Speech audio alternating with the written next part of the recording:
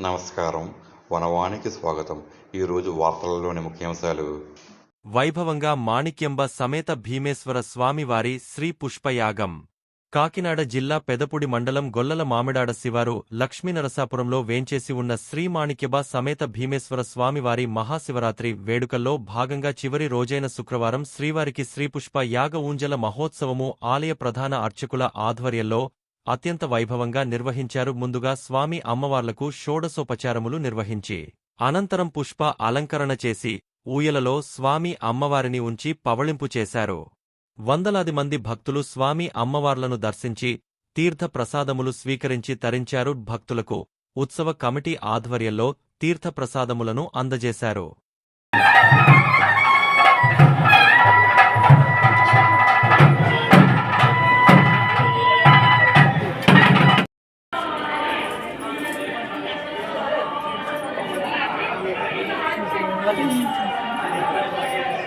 चलो